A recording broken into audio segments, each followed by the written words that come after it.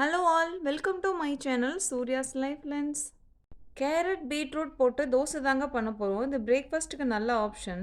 Carrot பீட்ரூட்டை cut பண்ணிவிட்டு கொஞ்சம் சால்ட் அப்புறமா கொஞ்சம் ஜீரா பவுடர் ஆட் பண்ணிக்கலாம். நல்லா கிரைண்ட் பண்ணிக்கலாம். கிரைண்ட் பண்ணிவிட்டு தோசை மாவோட நல்லா மிக்ஸ் பண்ணிக்கலாம். மார்னிங்கே ஃபிங்கர் ஃபுட் மாதிரி கொடுத்துட்டோன்னா நம்மளுக்கு வந்து ஈஸியாகவும் இருக்கும். அவங்களும் நல்லா சாப்பிட்டுப்பாங்க.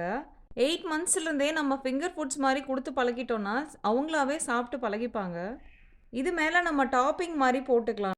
பன்னீர் பாப்பாவுக்கு பிடிக்குன்றதுனால நான் பன்னீர் ஆட் பண்ணியிருக்கேன். எக்கு சாப்பிட மாட்டாங்க. ஸோ அந்த ஸ்மெல் பிடிக்காதனால நான் மோஸ்ட்டாக ப்ரோட்டீனுக்கு வந்து பன்னீர் நான் ப்ரிஃபர் பண்ணுறேன். இந்த மாதிரி நம்ம மீடியம் ஃப்ளேமில் சுட்டு எடுத்துக்கலாம். மேலே கொஞ்சம் கீ தடவிக்கலாம். சாஃப்டாக வரும். இது டீத் இல்லாத பசங்க கூட சாஃப்டாக சாப்பிட்ற மாதிரி தான் இருக்கும். பாருங்கள் எவ்வளோ சாஃப்டாக இருக்குன்னு. சக்சன் பிளேட்டோ இல்லை பவுல் மாதிரி நம்ம வாங்கிட்டோன்னா அவங்க கீழே தள்ளுறதுக்கும் சான்சஸ் இருக்காது. அவங்க ஃபஸ்ட்டு ஸ்டார்டிங்கில் விளையாட தான் செய்வாங்க. ஸோ அதுக்காக நம்ம வந்து சக்சன் பிளேட் வாங்கிட்டோன்னா ஈஸியாக இருக்கும். இது அந்த மாதிரி ஒரு பவுல் தான். நெக்ஸ்ட் லஞ்ச் பார்க்கலாம். லஞ்சுக்கு பாசிப்பருப்பு வெஜிடபிள்ஸ் எல்லாம் போட்டு ஒரு கிச்சடி மாதிரி தான் பண்ண போகிறேன். பாசிப்பருப்பை கொஞ்சம் ட்ரை ரோஸ்ட் பண்ணி எடுத்துக்கலாம். டேஸ்ட்டும் நல்லாயிருக்கும். கொஞ்சம் ஜீரணமும் சீக்கிரமே ஆகும். 10 மந்த்ஸ்க்கு அப்புறம் நம்ம வீட்டில் ஏதாவது தால் மாதிரி பண்ணுறோம், இல்லை சாம்பாரோ கீரை அந்த மாதிரி கீரை தால் போட்டு பண்ணுறோன்னா நம்ம அதுவே கொடுக்கலாம். காரம் மட்டும் நம்ம கம்மியாக உப்பெல்லாம் கொஞ்சம் கம்மியாக சேர்த்துக்கிட்டு குழந்தைங்களுக்கு கொடுக்கலாம். அப்படி இல்லை நம்ம வேறு மாதிரி ஏதாவது காரமாக பண்ணியிருக்கோன்னா இந்த மாதிரி ஆப்ஷன் நம்ம போகலாம். இது வந்து வெஜிடபிள்ஸ் தால் ரைஸ் எல்லாமே போட்டு ஒரு நல்ல பேலன்ஸ்டு மீலாக தான் இருக்கும். கீ போட்டுட்டு அதுக்கப்புறம் வந்து நான் வெங்காயம் ஒரு பூண்டு போட்டிருக்கேன். நம்ம என்ன வெஜிடபிள்ஸ் வேணாலும் ஆட் பண்ணிக்கலாம். நான் இங்கே வந்து இன்றைக்கி பீஸும் கேரட்டும் தான் இருக்குது, அது போட்டிருக்கேன். இதுலேயே பொட்டேட்டோ பீன்ஸு அந்த மாதிரி காய்கள்லாம் கூட சேர்த்து பண்ணலாம். கத்திரிக்காய் சுரக்காய் மாதிரி நம்ம ஊர் நாட்டுக்காய்களும் போட்டு பண்ணலாம். தண்ணியோட அளவு மட்டும் நம்மளோட பேபியோட ஏஜை பொறுத்து நம்ம பார்த்துக்கலாம்.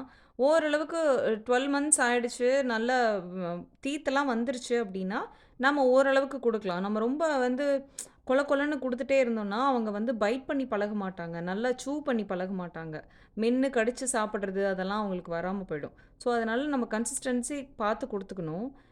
1.5 வயசான குழந்தை அப்படின்றதுனால நான் வந்து ஓரளவு ரொம்பலாம் மசிக்கல, ஓரளவுக்கு மசிஞ்சு வர மாதிரி தான் பண்ணியிருக்கேன். இந்த கன்சிஸ்டன்சியில் தான் நான் கொடுக்குறேன். அவள் கொஞ்சம் மென்னும் சாப்பிடுவாள். மேலே கொஞ்சம் கீ போட்டு நம்ம கொடுத்துக்கலாம். நெக்ஸ்ட்டு ஈவினிங் வந்து ஆப்பிள் ஓட்ஸ் போட்டு ஒரு பொரிஜ் மாதிரி பார்க்கலாம். ரோல்டு ஓட்ஸாக இருந்தால் ட்ரை ரோஸ்ட் பண்ணி மிக்சியில் பல்ஸ் பண்ணி எடுத்துக்கலாம். என்னது நார்மலாக இருக்குது, ஸோ அதனால் நான் டைரெக்டாக ட்ரை ரோஸ்ட் பண்ணிக்கிறேன்.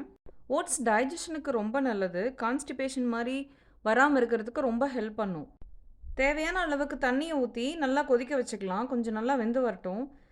அதுலேயே வந்து நம்ம கட் பண்ண ஆப்பிளையும் ஆட் பண்ணிக்கலாம். 1 இயர்க்கு அப்புறம் என் பாப்பாவுக்கு வந்து கவு மில்க் கொடுக்கும்போது கான்ஸ்டிபேஷன் ப்ராப்ளம் வந்தது. ரெகுலராக பீன்ஸு அந்த மாதிரி, அப்புறம் வந்து ஓட்ஸு இந்த மாதிரி ஃபைபர் ரிச் பொருளெல்லாம் நான் கொடுக்கும்போது அவளுக்கு ஃபுட்ஸ் எல்லாம் அந்த மாதிரி கொடுக்கும்போது நல்லாவே டிஃப்ரென்ஸ் தெரிஞ்சுது. கான்ஸ்டிபேஷன் ப்ராப்ளம்லாம் அப்படி அப்படியே படிப்படியாக குறைஞ்சி ரொம்ப நார்மல் ஆகிடுச்சு. ஸோ ஃபைபர் வந்து ரொம்ப வந்து அவசியமான ஒன்று.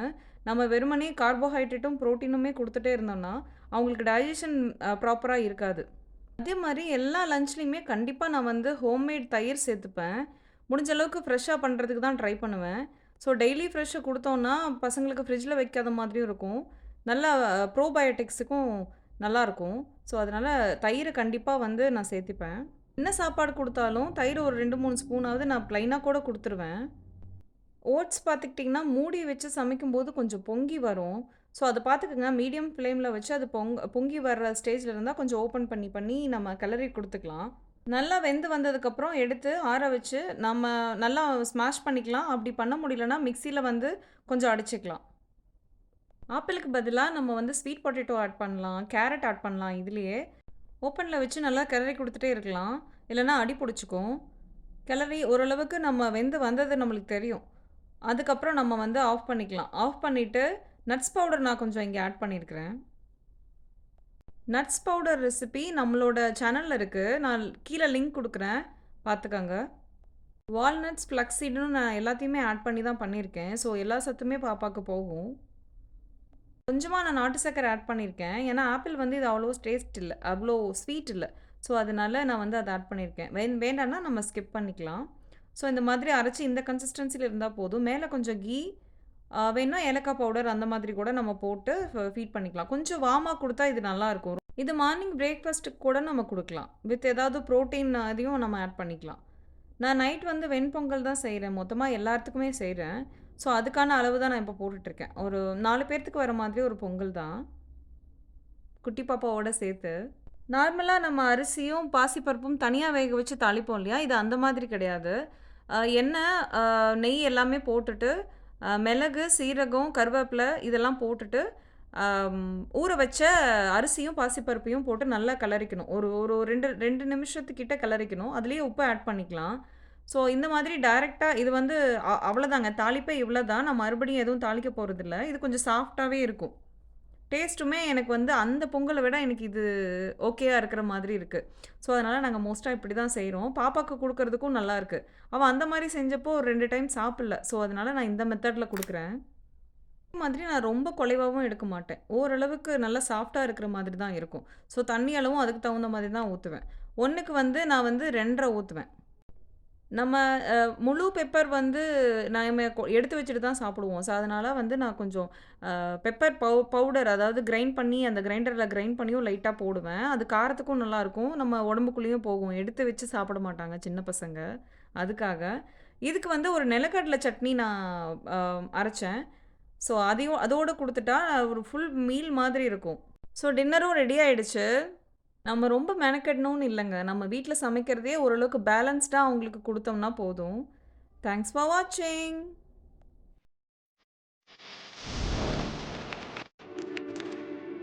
Audio Jungle.